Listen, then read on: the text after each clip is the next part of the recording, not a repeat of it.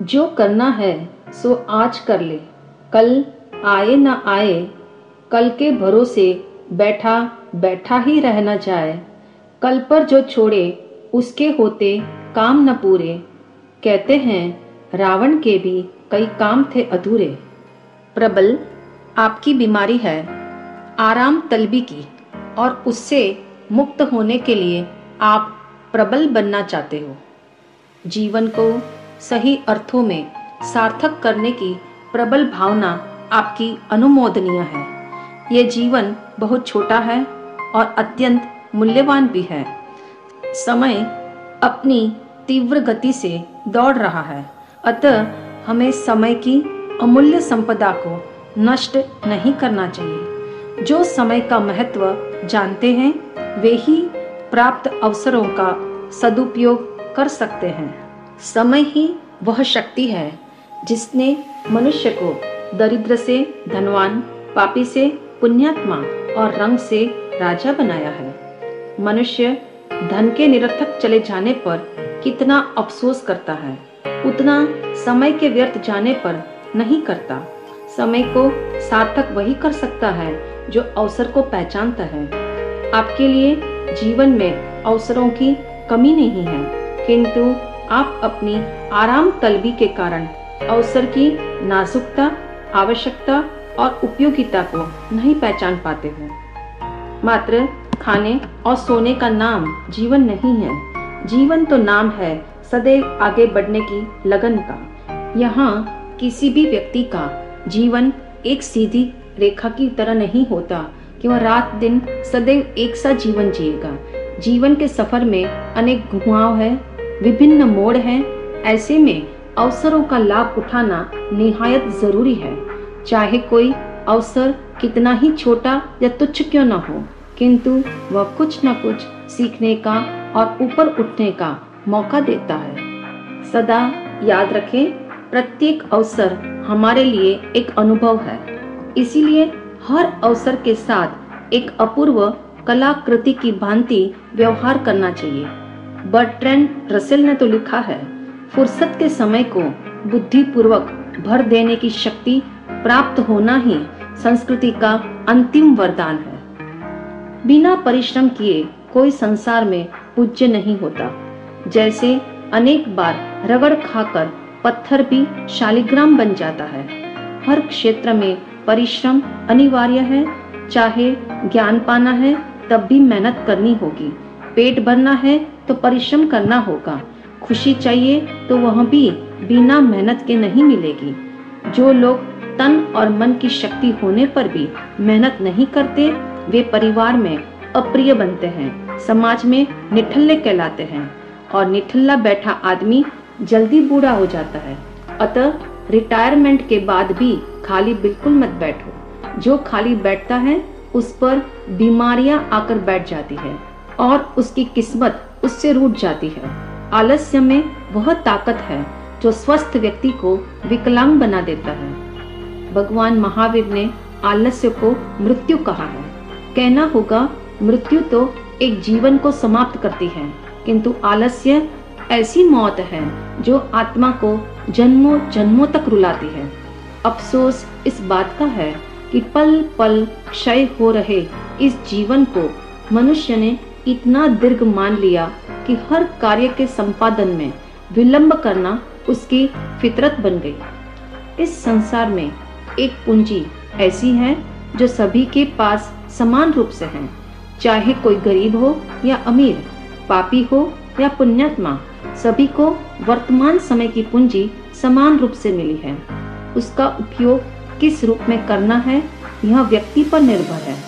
इस जीवन पर समय का लेबल लगा हुआ है, क्योंकि यह जीवन जन्म और मृत्यु के बीच में है। यदि आलस में रहे या कल कर लेंगे यह सोचकर टालम टोल करते रहे तो करने योग्य कार्य कभी नहीं हो सकेंगे। कल आएगा या नहीं इसका भरोसा नहीं है, फिर कार्य को कल पर कैसे टाला जा सकता है। एक कवि की पंक्तियां आपने भी शायद पढ़ी होगी। कल में तुम कैसे करते हो इतना विश्वास, गांठ तुम्हारे बंधे अरे कुछ फुटकर श्वास। इस कल का क्या ठिकाना। आज 1 घंटे में 5 किलोमीटर तय करने वाले इन पैरों पर कल प्लास्टर बंध जाने की संभावना है। आज धुआंधार भाषण देकर हजारों को मंत्रमुग्ध करने वाली जिह्वा कल लकवा हो जाने के कारण एक शब्द भी न बोल पाए, यह भी संभव है। इस सत्य को आप मन में पिरोकर समस्त अनुकूलताओं का सदुपयोग कर लेना है। यदि आप अपनी जीवन गाड़ी इस प्रकार चलाने के लिए तैयार हो जाओगे तो आलस्य से मुक्ति पाना आसान हो जाएगा। वैसे भी आज के प्रति आंखें मूंद कर आने वाले कल को सुंदर बनाने में किसी भी पराक्रमी को न सफलता मिली है न मिलेगी। स्मरण रहे, तनाव और दुर्घटना के इस युग में आने वाला कल पहले आएगा या अगला जन्म, इसकी भविष्यवाणी करना संभव नहीं है। आज यदि सब कुछ ठीक ठाक है, अनुकूल है, सुखदायक है, तो कल का इंतजार किए बिना और कल की चिंता किए बिना आज की जीवन गाड़ी को सन्मार्ग पर दौड़ा देने की जरूरत है। कल आएगा या नहीं कौन जाने। प्रबल, आपकी बुद्धि तेज है और आपके पास बात समझने की उत्तम पात्रता भी है। इसलिए अब वर्तमान का सदुपयोग करने के लिए तैयार हो जाना।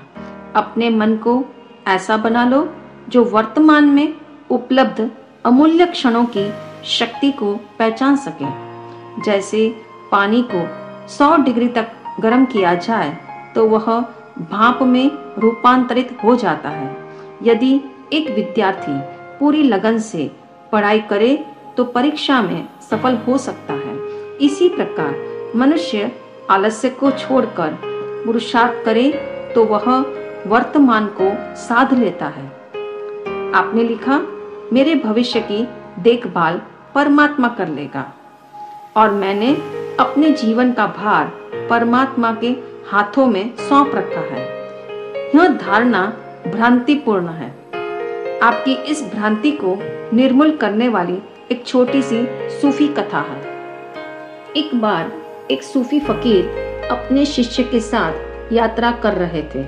यात्रा लंबी होने से वे ऊंट पर सवार होकर रास्ता तय कर रहे थे। जहां विश्राम के लिए रुकना होता था, वहां फकीर ऊंट की देखभाल का दायित्व शिष्य को सौंप देते थे।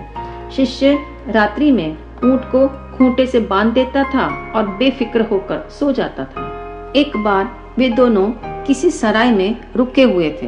उस दिन शिष्य बहुत थका हुआ था। थकान के कारण उसने ऊंट को खुला ही छोड़ दिया और परमात्मा से प्रार्थना की, प्रभु आप सर्वशक्तिमान हैं, अतः मेरे ऊंट की देखभाल कर लेना। इतना कहकर वह निश्चिंत होकर सो गया। जब उसने सुबह उठकर देखा कि ऊंट गायब है तो सोचा, या तो किसी ने चुरा लिया है या ऊंट कहीं भटक गया है। फकीर ने शिष्य से पूछा, ऊंट कहाँ है? शिष्य ने पूर्ण आत्मविश्वास के साथ दृढ़ता पूर्वक कहा, मुझे नहीं पता, परमात्मा से पूछिए। मैंने तो सोने से पहले परमात्मा को प्रार्थना करके कह दिया था, आप आज की रात ऊंट की रखवाली कर लेना।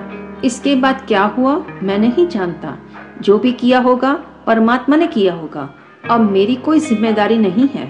आपने ही तो कहा था परमात्मा सर्वशक्तिमान है, उस पर भरोसा रखो। फकीर ने गंभीर स्वर में शिष्य से कहा, परमात्मा पर भरोसा रखो, ये बात ठीक है, किंतु पहले अपने ऊंट को जरूर बांध लो, क्योंकि आपके हाथों के सिवा परमात्मा के पास और कोई हाथ नहीं है।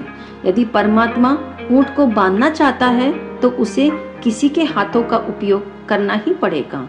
चूंकि ऊंट आपका है, अतः उसे बांधने का पुरुषार्थ भी आपको ही करना चाहिए। प्रबल, आप स्वयं श्रम ना करो तो मात्र परमात्मा पर भरोसा रखने से कुछ होने वाला नहीं है। जो आप स्वयं कर सकते हो वह पहले करो। परमात्मा पर श्रद्धा रखो, किंतु पुरुषार्थ अवश्य करो।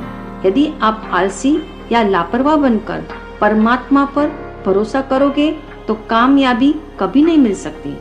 अंत में इतनी सी बात याद रखना, जिंदगी में न हथेलियों की रेखाओं को टटोलना, न निराशा में डूबकर अकर्मण्यता के आंसू बहाना, अपितु जब तक देह में दम है तब तक पुरुषार्थ करते जाना, पुरुषार्थ करते जाना।